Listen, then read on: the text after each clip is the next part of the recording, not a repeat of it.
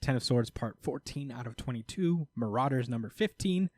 Last we left off, Wolverine stabbed the shit out of Saturnine in order to like just try to calm, just like fuck this tournament, basically. I'm going to kill the main person in charge and see how that goes. And we open up with this big previously on thing that goes beyond what we saw. Apparently, after Wolverine stabs Saturnine, a big three-way battle between Krakoa, Otherworld, and Arakko broke out. And mutants died left and right.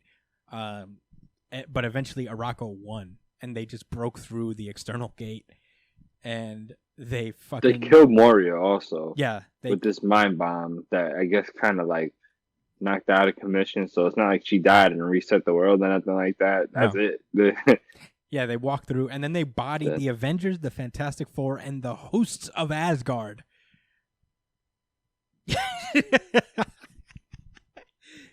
They fucked everyone. I don't know about all of that.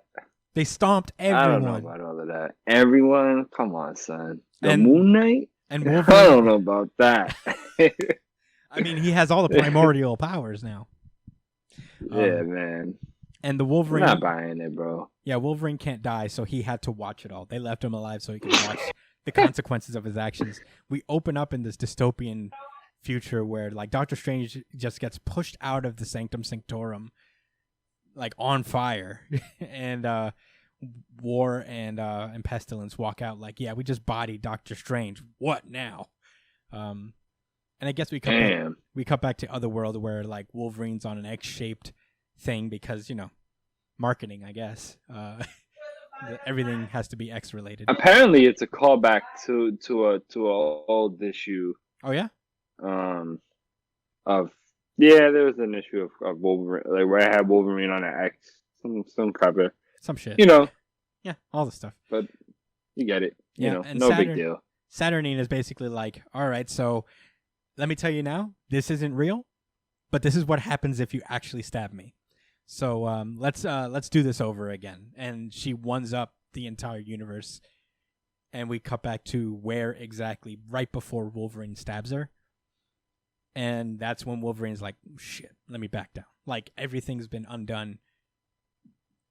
You know, she basically hit the reset button and everything's fine.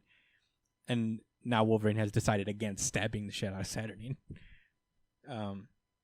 Storm is like, wait, what happened? Why didn't you stab her? Because she knew that he was going to do this.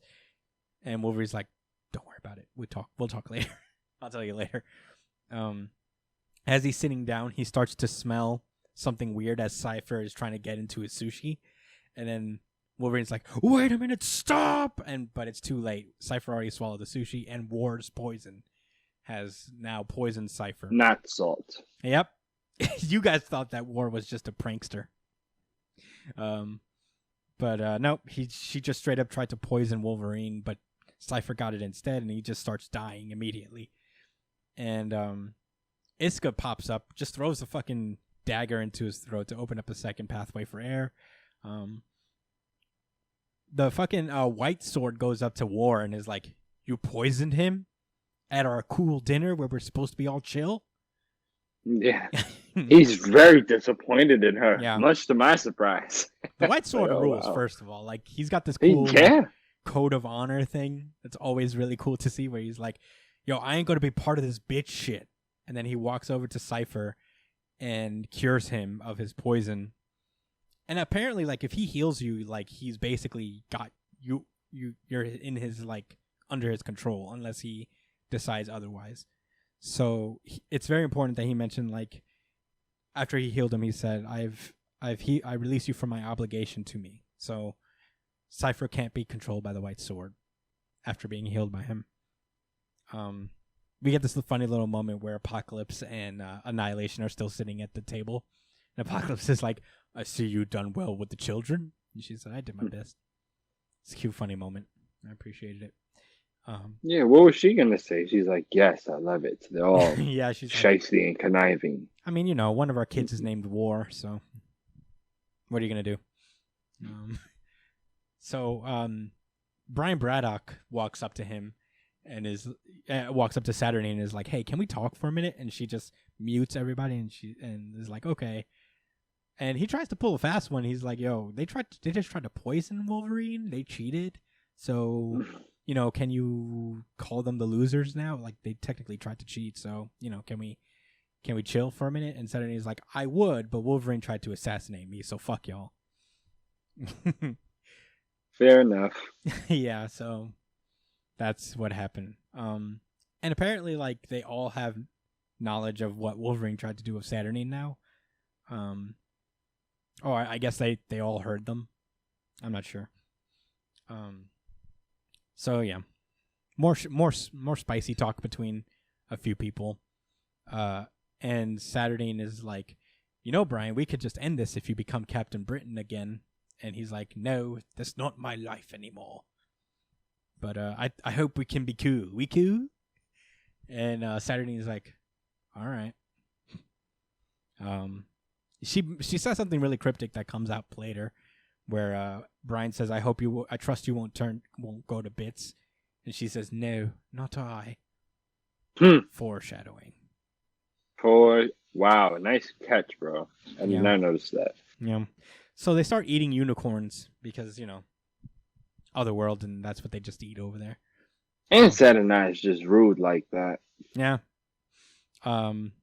That's how I took it. That was just I'm going to do this because I'm a mean, rude person. Yeah, pretty much. Much like Genesis. So yeah, the White Sword and Summoner are talking about how like they plan to die way later. They probably will never die. Gorgon's like, "Tell me, White Sword, would you be able to resurrect yourself?" And White Sword is like, "I'll never know. Because I won't." Victor said, "I have no idea, and I'll never know." Believe that. Spicy language. Yeah, I liked this issue a lot. Yeah. Cable has a moment with Apocalypse and Annihilation where he's like, "Yo, so is this weird for you guys? Being husband and wife and having to fight each other to the death for some reason?" And they both with their pruny ass faces. They look so mad. Uptight. It's funny. Like, I guess that's just a mask, but still. Yeah. Apocalypse definitely is. He has such an attitude. Look at all the furrows over his brows. Yeah, his weird long lips. He hasn't been this angry in a long fucking time, man. Yeah. He's like, "What's weird to you is normal to other people, so stop judging us, Cable." That is pretty much what he says. To Cable. And Cable's like, Well, they call him dumb for judging them. He's like, Right? Cable's just like, oh. Just asking. Yeah. Like he just got sunned real quick. Yeah, I thought that was a perfectly reasonable question to ask. But... Ooh, like, my bad. Remind me to never asking you a question again. Yeah, are we all probably not going to die tomorrow? We're all going to be sensitive now? We're about to kill each other. So yeah, they walk up to Iska and they're like, "Yo, so can you really just like not be defeated in anything?" And they're like, they start to set up little games for her to do. Yeah, this was awesome. We were just talking about this, right? Like to what extent does this power go? Yeah, and it's actually very interesting. As she's like slamming all of these little baby like kid games they're putting her through. Cable says, "I'm not looking forward to fighting you," and that's when Iska is like, "You may live to a ripe old age after all." Yeah, you're just smart.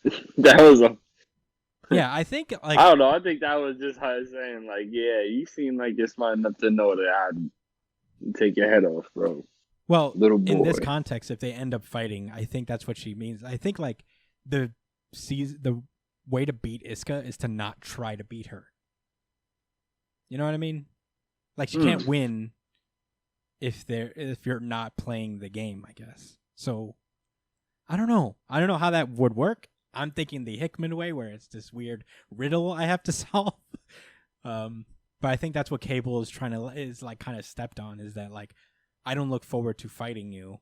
He doesn't want to fight her, so like, yeah, maybe there's something to that. I don't know how that makes sense. Maybe I'm wrong. I don't know.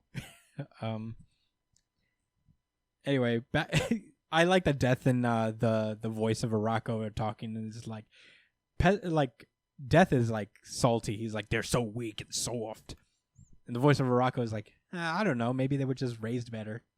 We were lit." Yeah, right. Maybe because they didn't have to always do the most and fight and go to war. I mean, if things were they was able to relax. They grew up in a place where Avengers exist. You know, we lived in hell. Yeah, we lived in hell. For literal hell. Millions of years. At that point, that's when Saturnine is like, all right, gather around to find the first matchup. And the issue ends with the first matchup being revealed as Iska the Unbeaten versus Captain Britain, Betsy Braddock. And I was like, whoa. Why did we not tournament? See that coming, man? I didn't. Oh, I know why we didn't see that coming. Because we're not going to... Everything else that follows after this issue... Nobody called. Not one person on the face of this planet. Not even Hickman. Hickman didn't know until he finished it and said, I don't know about that. All right, I'm going with this. Sorry. Okay. All right. Well, all right. We'll get into it and we get to it. The next issue is Excalibur number 14. This is part 15 of 22. We start off in the other world. Jubilee is still chilling in the forest from way back when. If you remember, Shogo kind of has to live here now because he's a dragon in this world, and I guess they can't just like remove him from here. So Betsy sends her a telepathic message because nobody knows she's there. So she's like, yo, I'm about to fight someone, but she doesn't have time to really go into the particulars because Iska just pops up and just like starts like talking shit to her. She just shows up just to like mouth off like a UFC weigh-in. Where they just like start talking shit. So the next scene is like the tournament ground, and I'm like, yo, they actually made a tournament thing. They made a ring. That's pretty cool. And the two fighters start to arrive at the ring. Everybody's cheering them on, which I found kind of sweet, funny. Yeah, I thought that was dope. Yeah. Cable, first thing he says, like, fuck her up, Captain. I appreciated that. Made me laugh. So yeah, they're just telling Doug to pay attention so you can learn something. And he's like, I will. I'm watching. Yeah. So the battle begins. Captain Britain manages to hit her with her shield, with her psionic shield. Pretty cool. And as they continue to fight, she seems to be holding her own, but then like their swords tap. And then Betsy starts to disintegrate and just breaks into a million pieces. And everybody's like, the fuck? And that's when Saturnine shows up. It's like, oh no, the game's over. Boo-hoo, too bad I didn't make it in time. I don't like this bitch. So anyway, sweep her up. Let's move on to the next game. And Captain Avalon immediately knows, like Brian Braddock already knows that, like, yo, you're fucking cheating just to be mean. And, you know, she doesn't say just that. Because? Yeah, she doesn't say that, really. But then she's like, whatever, we got to move on. She lost. It is what it is. We got to move on to the next game. And the next opponent is Cypher versus the Moon Lady, Bay the Blood Moon. And so they take... I think I called this one. Did you? I mean, yeah. Probably. It's Bay the Blood Moon versus Cypher. And they go get carried away. Everybody's kind of panicking because, like, yo, we just lost Captain Britain. Now we're for sure gonna lose Cypher. Like, oh man, we're about to go 0-2, 0-2 in our feelings as well. Yeah. Like, but yeah, shit's happening really fast. Yeah. We get a little bit of a data file on Bay the Blood Moon and what the Doom Note is, and it is just like her voice is super strong. She's basically Black Bolt. Might as well be Black Bolt. Yeah, she's basically Black Bolt. Doom Note's a cool name for her power, though. I like it. Bleach-esque. Yeah, they start to dress Cypher in this weird Roman outfit with a flower crown thingy. Magic shows up and she's like, yo, I just wanted to check on you. And he's kind of panicking, like, yo, what is she going to do? What are we going to do right now? And she's like, relax, doesn't look like we're going to fight. They set up some weird dinner table and a bar, and they brought a cake. And then it's revealed that it's not a contest really so much as it's a wedding. Where's my drama music?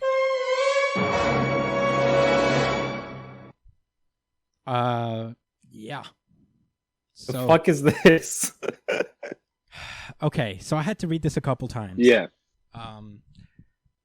And everybody is just cool with this. Everyone's just totally whatevs about it.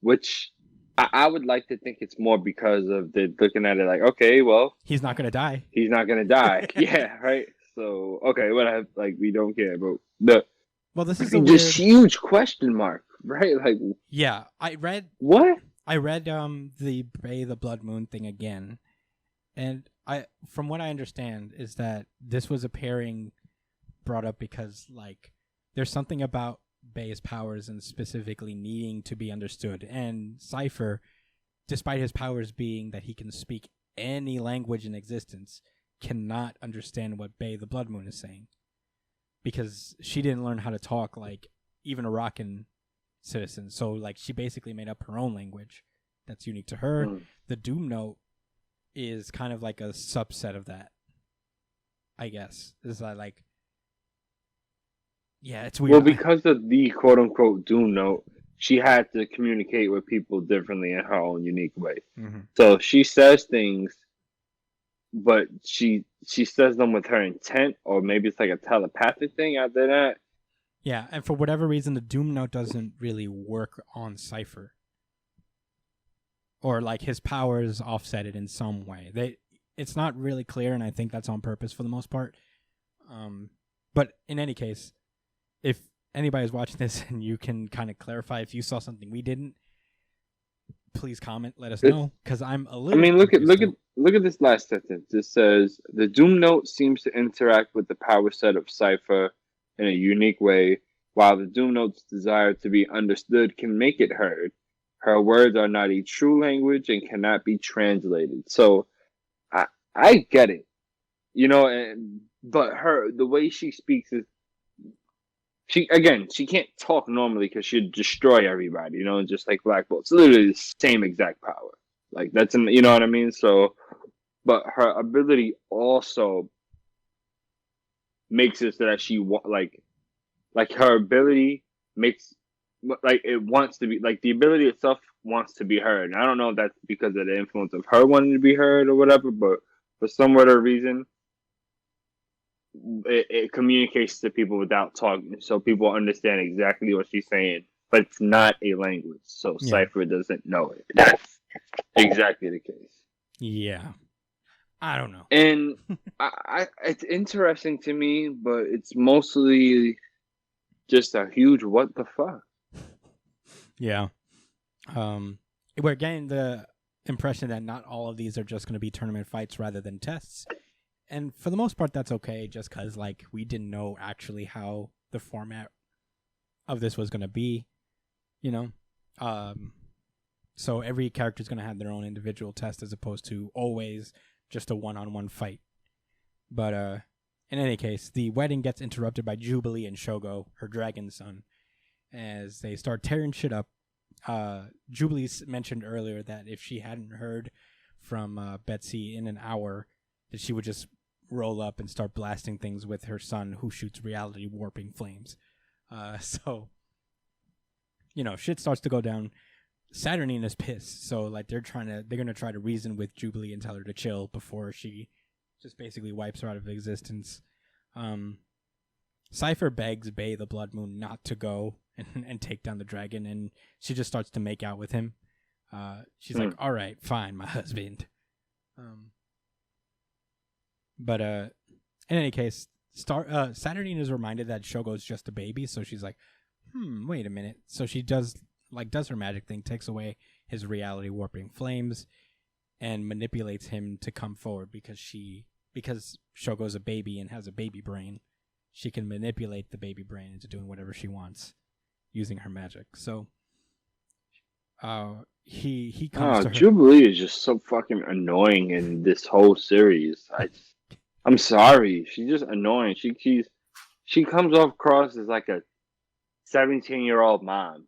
Like I think she is. That has no control over her kid. Like that's and it's just mad annoying to me. It's not cute. Well, I guess that's life. I think she is like literally a young, like she's still kind of a kid.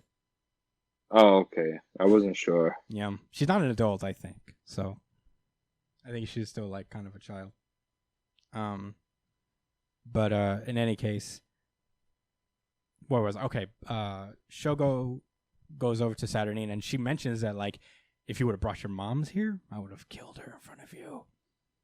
But anyway, you're gonna be my little slave now, and the kids get Bay, the Blood Moon, and Cypher finally get married, and she awards both Krakoa and Arako a point.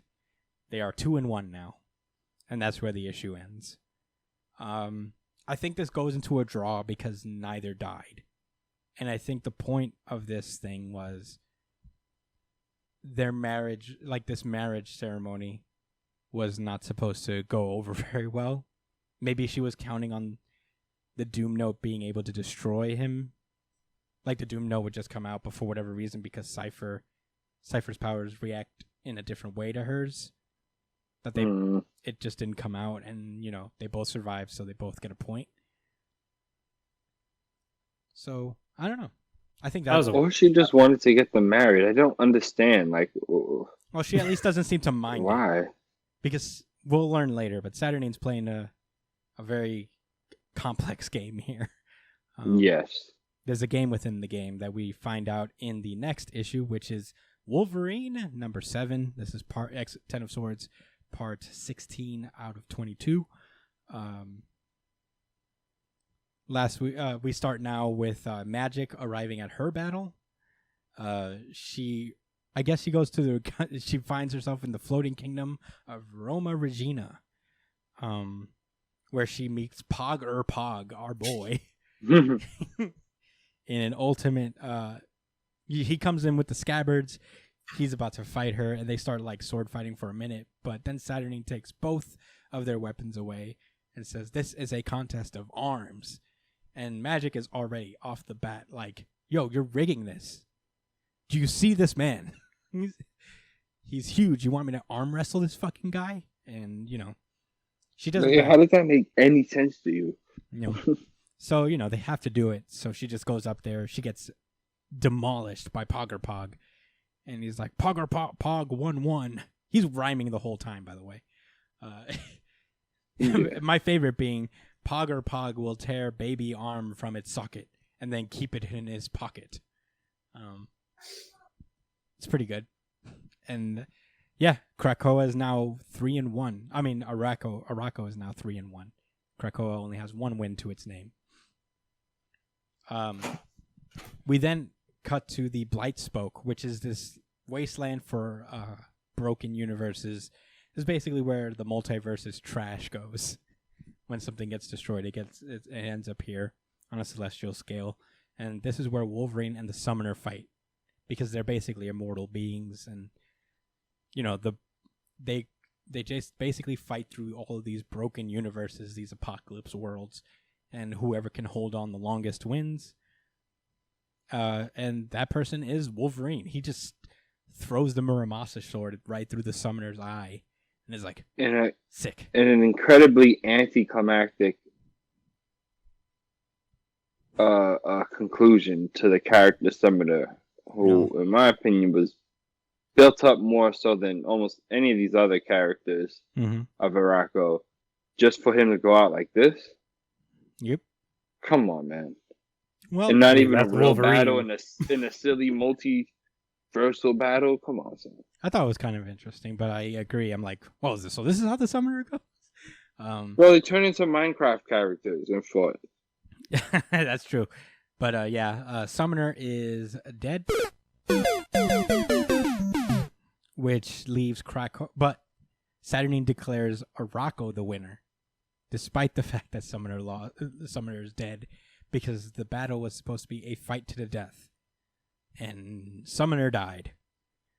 So and Wolverine can't die. So Saturnine just basically keeps robbing Krakoa of wins. Yeah.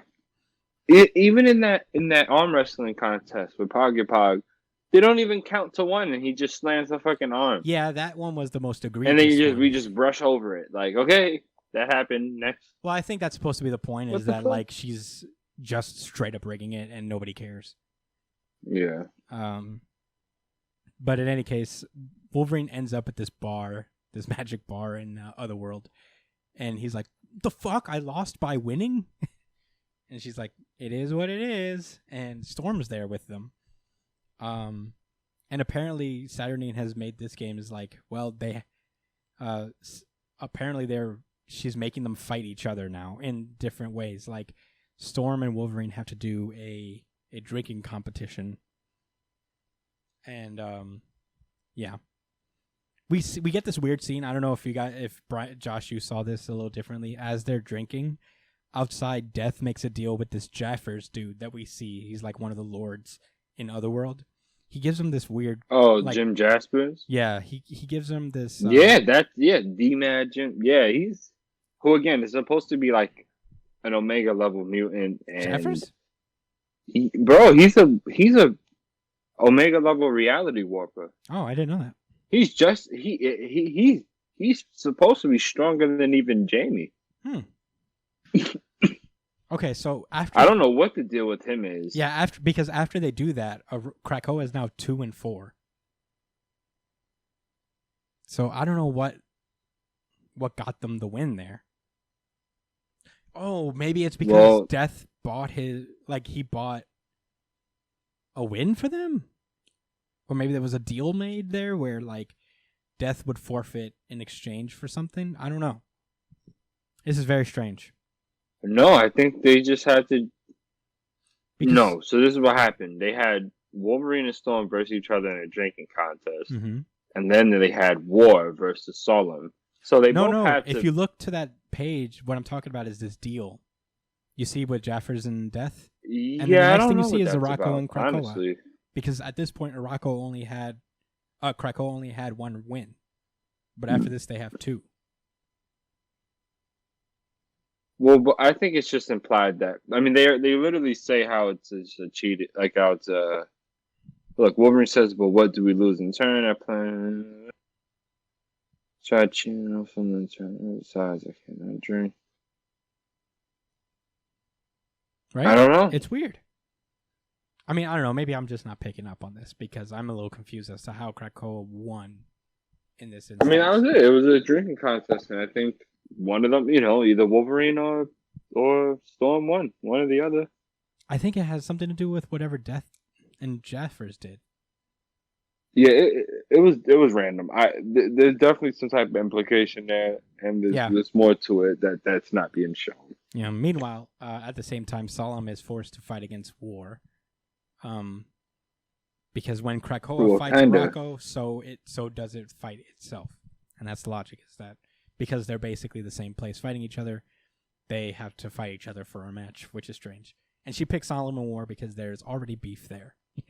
Solemn killed War's husband, so she's like, "Okay, I'll kill this guy." And as Storm and Wolverine are getting drunk, and that was the agreement they made. Mm-hmm. Not man sex. All right, like a lot of people thought it was. People thought it was man sex. Yeah, in the comment section. We'll get to it.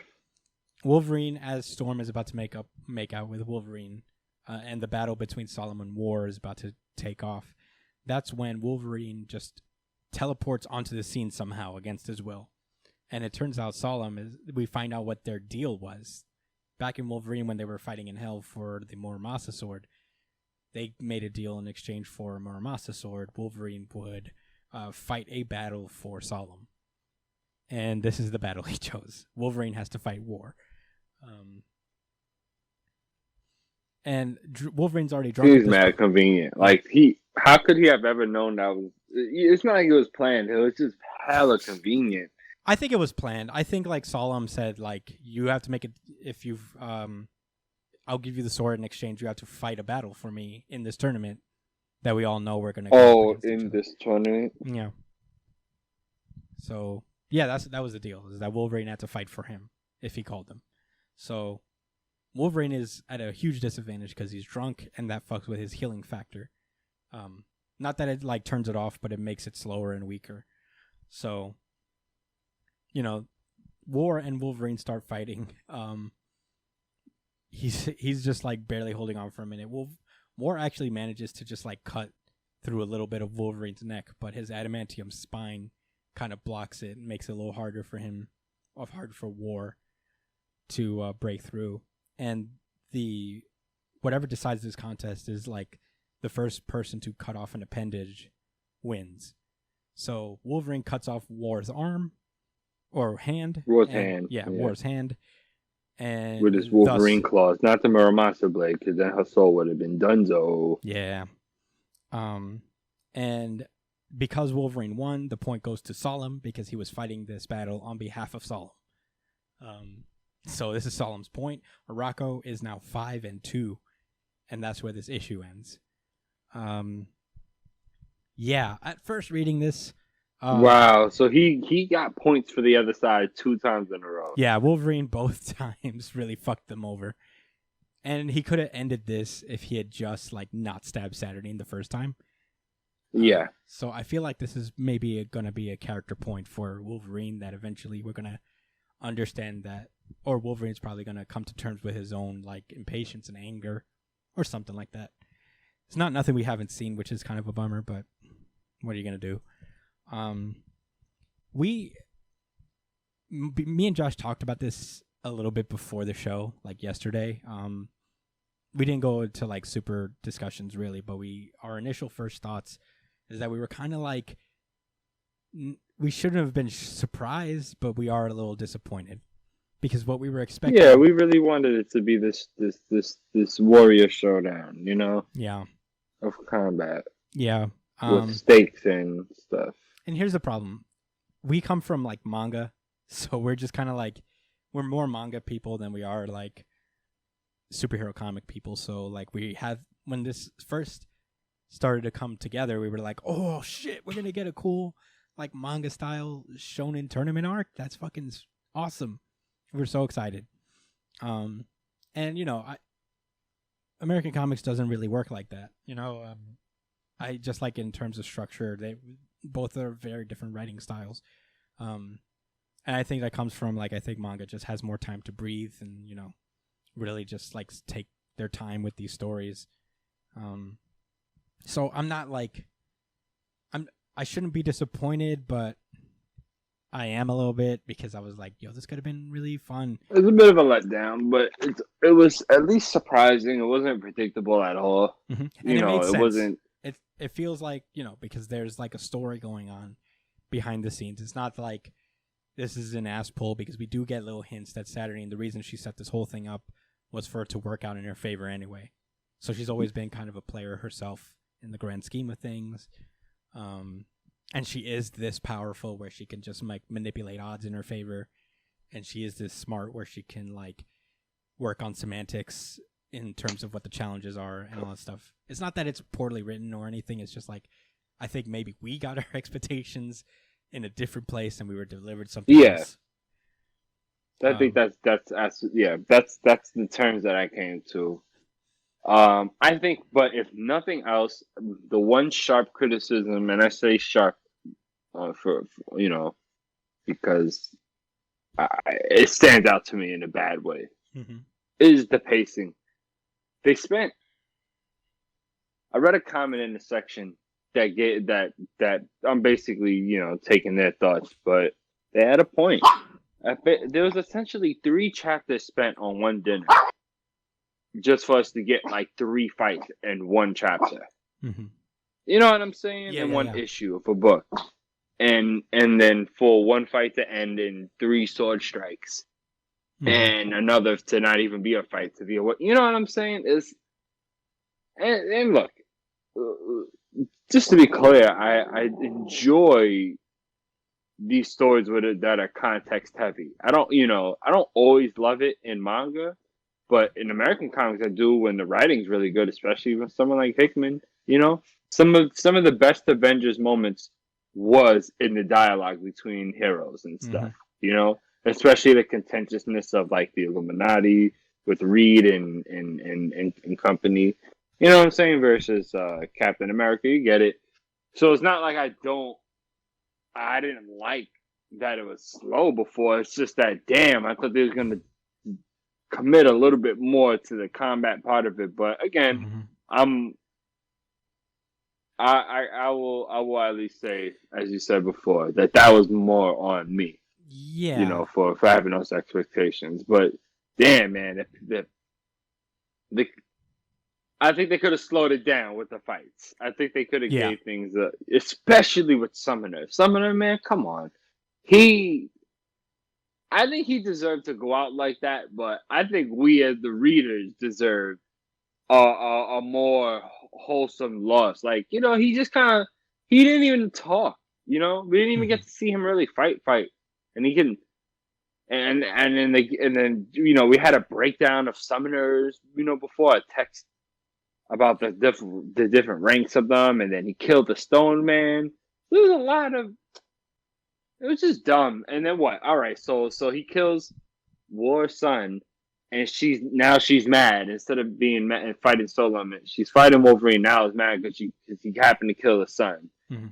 And then, well, I think it's just extra incentive. Really, you know, in that case, I think there's just extra incentive there.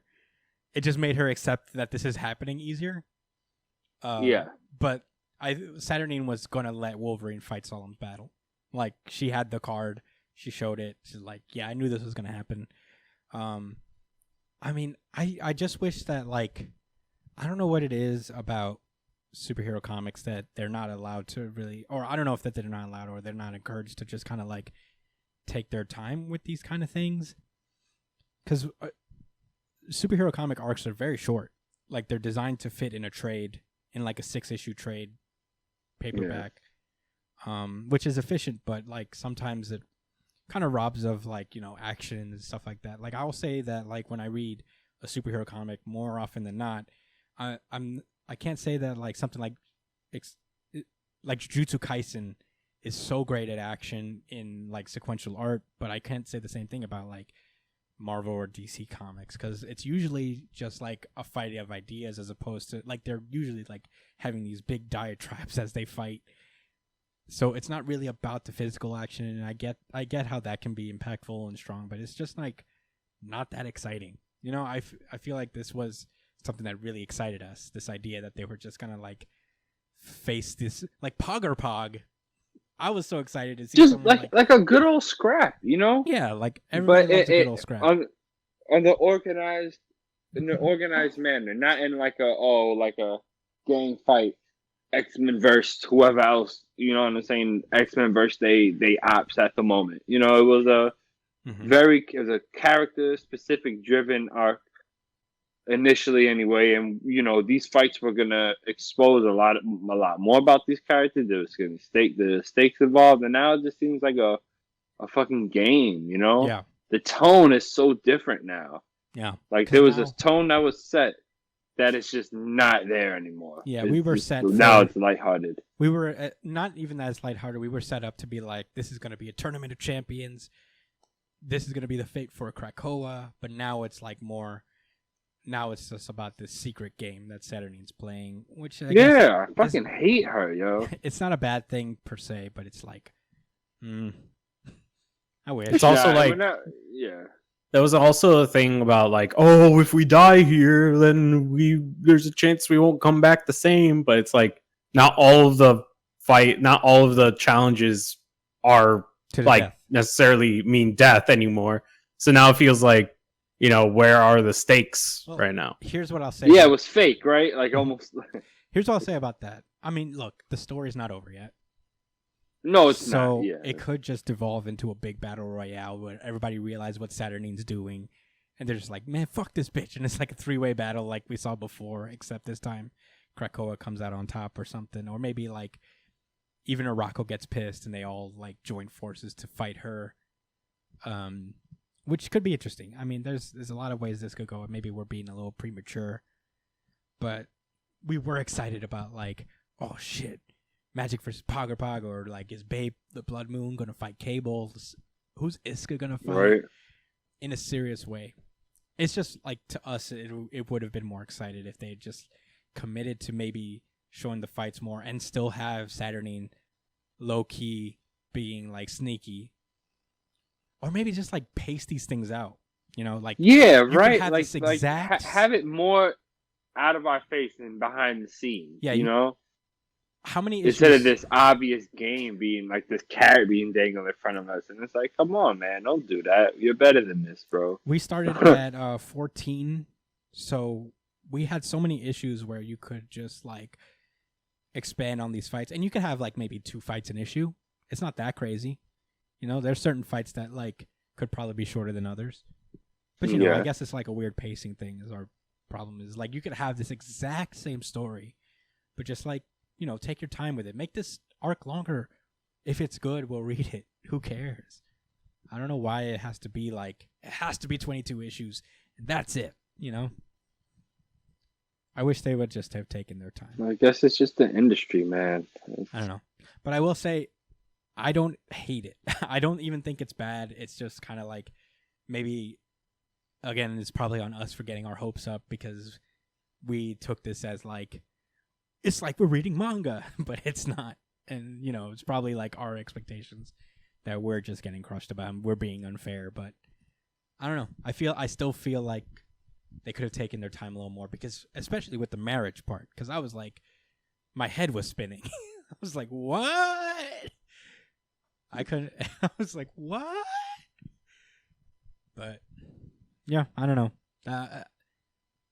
I'm obviously gonna see where this goes. I'm not gonna quit at all. It has been a superb story up to this point, so I'm not gonna fault it. Yeah, I'm gonna see where it goes, and Hickman is more than. I'm just a little disappointed, but they have plenty of time to pick it back up for sure.